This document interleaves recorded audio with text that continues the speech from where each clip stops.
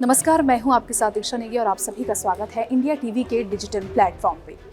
सोचिए आप कि समुद्र के बीचों बीच एक जहाज अपनी मंजिल की ओर बढ़ रहा हो और उस जहाज के अंदर हथियारों की खेप हो और इन हथियारों के खेप के बीच एक ऐसी खबर आती है कि उस जहाज में अटैक कर देते हैं 7 से 8 लुटेरे और उन लुटेरों ने किस तरीके से इस पर कब्जा किया, ये सबसे ज़्यादा डरावना नहीं, बल्कि ये सबसे ज़्यादा डरावना है कि इस जहाज़ में 6 भारतीय क्रू मेंबर्स भी सवार थे। आखिर कहाँ पर अभी ये जहाज़ है जिस जहाज़ को हाईजैक किया गया है और कहाँ ये हाईजैक किया गया और उन 6 भारतीयों की अभी क्या हालत है, पूरी खबर हम आज आपको इस वीडियो के ज़रिए बताने वाले हैं। देखिए, सबसे पहले अगर हम बात करें सोमालिया की, तो ये सोमालिया के समुद्र के जो पुंटलैंड एक तट है, उस पर ये हाईजैक हुआ। एक जहाज़ जो है अपनी मंजिल की ओर बढ़ रहा था और अपनी मंजिल की ओर जब वो बढ़ रहा था तो हथियार बंद कुछ लुटेरे आए। 7 से 8 जो है लोग वहाँ पर आए, हथियारबंद लुटेरे थे, उनके हाथों में हथियार थे और उन्होंने जो है उस पूरे जहाज़ को हाईजैक कर लिया।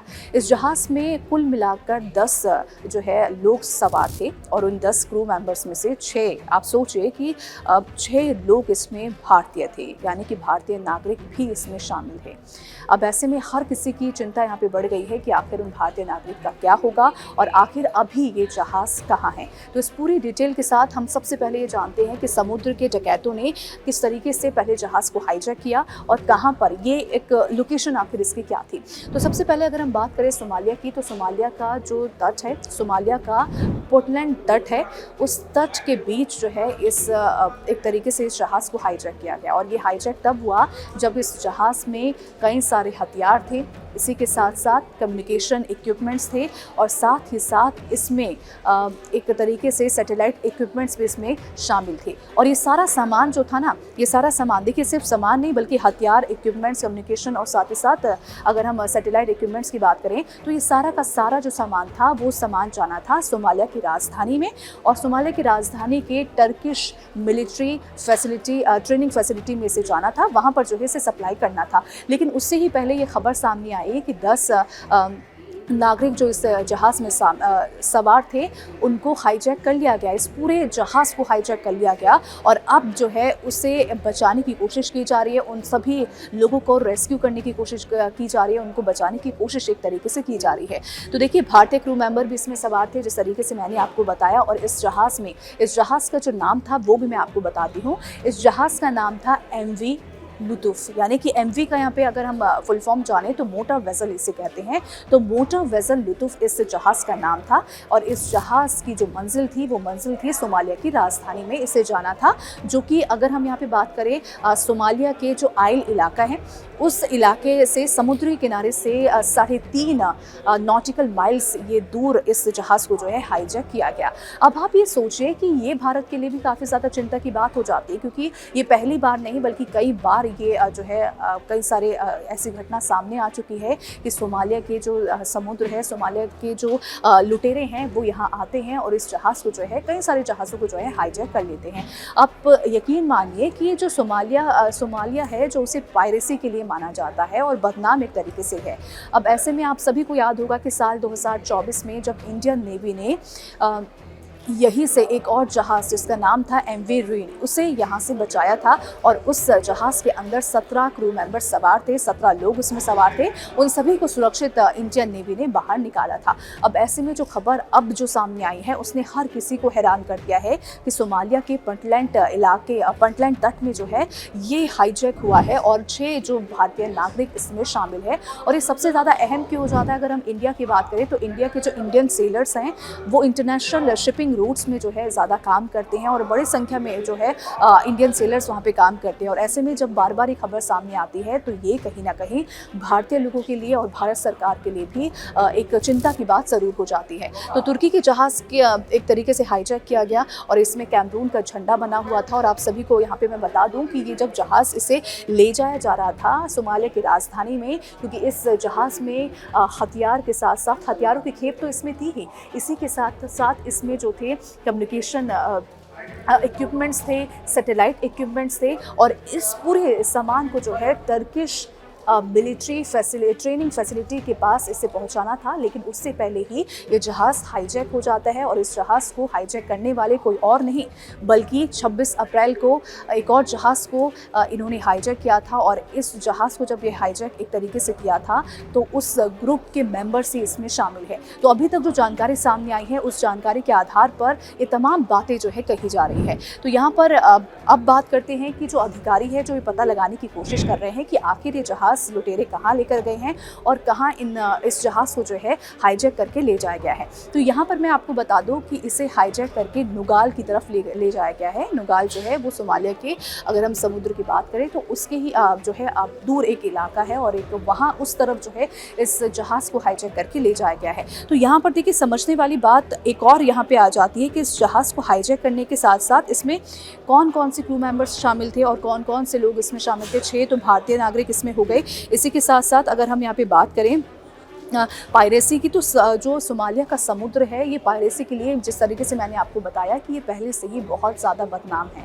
और अब हाल फिलहाल में देखिए कुछ सालों से यहाँ पर जो पायरेसी की घटनाएं थी वो कम हो गई थी। पायरेसी मतलब जो ये लुटेरे होते हैं जो जहाज़ों को हाईजैक करते हैं, ये कुछ सालों से जो है कम हो गई थी। लेकिन एक बार फिर से ये पायरेट्स जो हैं वो आ रहे हैं और लुटेरे जो है जहाज़ को एक तरीके से हाईजैक करके ले जा रहे हैं। और यहाँ पर देखिए सबसे जो अहम बात ये है ना, अभी तक जो जानकारी सामने आई है, जो अधिकारियों ने अभी तक जानकारी इकट्ठा की है वो यही है कि जो लुटेरे हैं, इन लुटेरों ने जो है हाईजैक करके जहाज़ को एक तरीके से नुगाल की तरफ लेकर गए हैं। और इसी के साथ साथ उन्होंने ये भी बताया, अधिकारियों ने ये भी बताया कि जब इस जहाज़ को हाईजैक किया गया उसी दौरान एक नाव आती है। इस नाव में 2 जो है लोग सवार थे और एक तरीके से ख़त जो है उससे पहुँचाया जाता है उस जहाज़ के पास, यानी कि हाईजैक जो जहाज़ था उसके पास। अब यहाँ पर ख़त क्या है ये भी मैं बता दूँ। ख़त एक सोमालिया का एक नशीला पदार्थ है और वो पदार्थ वहाँ तक पहुँचाया गया और जो नाव है वो किनारे लग गई। और उसी के बाद एक हवाई हमला हुआ, यानी कि एक तरीके से एयर स्ट्राइक हुई, जिसके बाद इस धमाके में 4 लोग मारे गए हैं।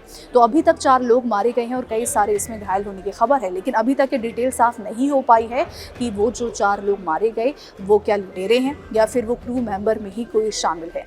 तो यहाँ पर अभी देखिए सर्च एक तरीके से जारी है। रेस्क्यू ऑपरेशन उन लोगों का जो फंसे हुए जहाज़ के अंदर उनका किया जा रहा है। और साथ ही साथ ये पता लगाने की कोशिश की जा रही है कि जिन लोगों ने ये जहाज़ हाईजैक किया है ये क्या वाकई में लुटेरे हैं या फिर इनकी मंशा कुछ और ही है। तो यहाँ पर देखिए अगर हम बात करें समुद्री डकैतों की, तो हाईजैक इस तरीके से उन्होंने किया है। हाईजैक की घटना सिर्फ एक बार सामने नहीं आई है बल्कि कई बार। सोमालिया का जो समुद्र है वो इसीलिए बदनाम एक तरीके से है, पायरेसी के लिए बदनाम है। और यहाँ पर समुद्री लुटेरे आते हैं और हर बार जो है जहाज़ों को लूट कर एक तरीके से चले जाते हैं और साथ ही साथ एक तरीके से हाईजैक कर देते हैं। और जो उस जहाज़ के अंदर मालवाहक एक तरीके से होते हैं और वहाँ पर जो खेप पहुँचाई जाती है इधर से उधर, उस मालवाहक को वो हाईजैक कर लेते हैं। तो हाईजैक की घटना ये हुई, समुद्री लुटेरों का हमला एक तरीके से हुआ, बंधक एक तरीके से जो है बना लिया गया। समुद्री लुटेरों ने किस तरीके से बंधक बनाया, जो क्रू मेंबर्स उसमें शामिल थे, और जहाज़ पर एक तरीके से कब्जा कर लिया। अब एक तरीके से जो अधिकारी हैं वो ये पता लगाने की कोशिश कर रहे हैं कि आखिर ये क्या है। हालांकि जब ये खबर टर्की को पता चली तो टर्की ने अपने जो हेलीकॉप्टर्स थे, जो ड्रोन्स थे, उसके ऊपर जो है निगरानी रखनी शुरू कर दी, उस जहाज़ के ऊपर निगरानी रखनी शुरू कर दी। और इसी के साथ साथ तमाम चीज़ें जो हैं वहाँ पर उन्होंने इकट्ठा कर दी कि कहीं ना कहीं ये हमें पता चल सके कि ये जो लुटेरे हैं वो इस जहाज़ को हाईजैक करके आखिर कहाँ ले जाने वाले हैं। तो आप ये समझिए कि ये ना सिर्फ देखिए सिर्फ टर्की के लिए, बल्कि अगर हम इंडियंस की बात करें तो ये भारतीयों के लिए भी बहुत अहम खबर हो जाती है और बहुत चिंताजनक की खबर हो जाती है। क्योंकि बड़ी संख्या में आप ये सोचिए कि इंडिया में, भारत में बड़ी संख्या में जो इंडियन सेलर्स हैं वो इंटरनेशनल शिपिंग रूट्स पर डिपेंडेंट है, वो वहाँ पर काम करते हैं। और अगर ऐसी ही खबरें सामने आती रही तो कहीं ना कहीं भारतीयों का एक तरीके से विश्वास जो है वो उठ जाएगा। हालांकि 2024 की, जैसे मैंने आपको बात बताई कि 2024 में इंडियन नेवी ने जो है, उस वक्त भी इंडियन नेवी ने सोमालिया के जो पायरेट्स थे, सोमालिया के जो लुटेरे थे, उनसे जो है जहाज़ को बचाया था और 17 क्रू मेंबर्स को जो है बचाया था। इंडियन सेलर्स की अगर हम बात करें तो ये जो है काम करते हैं। और कहीं ना कहीं MV रूइन इस जहाज़ का नाम था। जब 2024 में इंडियन नेवी ने इस पर बचाया था, 17 जो नागरिक उस जहाज़ में सवार थे उनको बचाया था। अब ऐसे में देखिए सबसे अहम बात ये है कि आखिर जो वो हवाई हमला हुआ, जब वो नाव वहाँ पर आई और 2 लोग उसमें सवार थे, उन्होंने ख़त एक तरीके से जो है वहाँ तक पहुँचाया। ये एक स्टिमुलेंट होता है, स्टिमुलेंट मतलब एक नशीला पदार्थ होता है, वो उस हाईजैक वाले जहाज़ के पास पहुँचाया और कुछ दूरी पे जाके ही वहाँ पर एक हवाई हमला हो जाता है। अब अधिकारी ये पता लगाने की कोशिश कर रहे हैं कि आखिर ये हवाई हमला हुआ कैसे और किसने ये कराया है हवाई हमला, और आखिर जो हाईजैक हुआ ये जहाज़ है उसके क्रू मेंबर्स आखिर कहाँ हैं। उन्हें बंधक तो देखिए जाहिर सी बात है कि उन्हें बंधक बना लिया गया होगा, लेकिन यहाँ पर जो सामान की बात करें, इक्विपमेंट्स की बात करें, वो आखिर ये कहाँ ले जाने की कोशिश की जाएगी और कहाँ ये आखिर जो ये लुटेरे हैं ये उन सामान को जो है कहाँ पर शिफ्ट करेंगे। तो फिलहाल अभी जिस तरीके से जानकारी सामने आती है वो जानकारी हम आप तक ज़रूर पहुँचाएंगे और साथ ही ये भी बताएंगे कि आखिर वो भारतीय अब कहाँ हैं और जो 6 नागरिक अभी उस जहाज़ में सवार थे और वो जहाज़ जो हाईजैक हो गया है, वो हाईजैक जो जहाज़ है वो कहाँ पर लेके ये लुटेरे गए हैं। तो फिलहाल अभी के लिए इतना ही। आगे की खबरों की जानकारी के लिए हमारे साथ बने रहिए। धन्यवाद।